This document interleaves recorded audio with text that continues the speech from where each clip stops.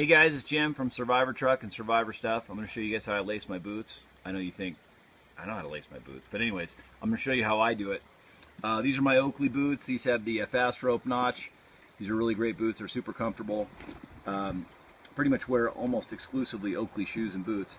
So the first thing I do when I get them home from the factory is I take the laces out all the way, and so that I have the lace in my hand. Sometimes on the boot there's a little strap here in the center which keeps the shoelace. I ignore that all the way. So if you have a little loop right there to put your lace through, I don't use it.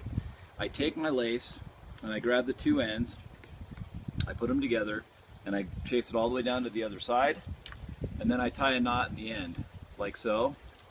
And I want that knot to be about 2 to 3 inches long at the very most.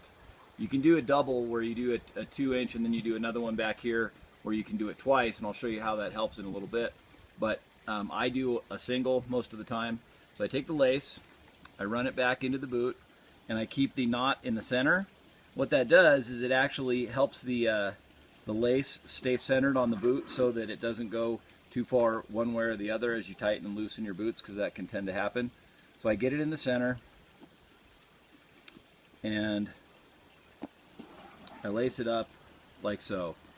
I take that loop and I put it down against the tongue of the shoe, and then I run my my lace over it for the first 2 passes, like so. Of course, these have the leather covers on them, so they're a little harder to get in. So I tighten that up, then I start going through the loop and then back into the other side. So I'll show you that a little slower on this side. So I take the loop, I hold it, and I go through it like so, and then into the eye of the other side, and then I do that again as I go back across. I make sure that I put it through on both sides as I go through, so that I trap it in the center.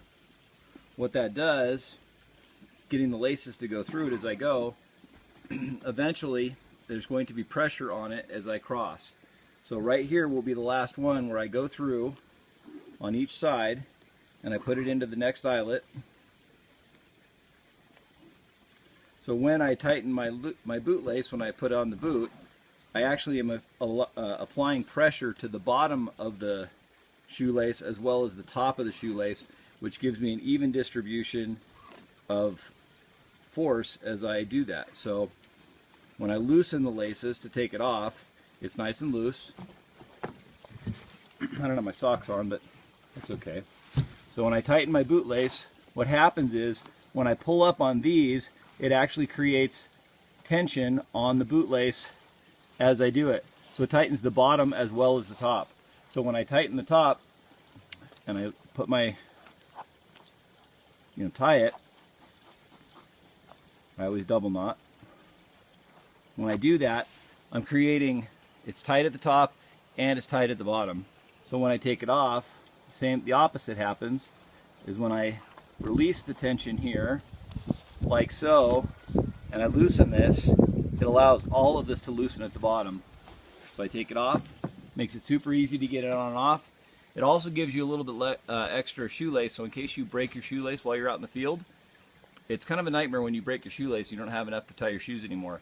You might not get a full lace out of it, but it gives you about another 6 to 8 inches of lace, and that can be the big difference, about 2 more loops. So getting home when you're out in the field with a broken shoelace can be a lot easier. Anyways, I hope you find that helpful. Thanks a lot and have a great day.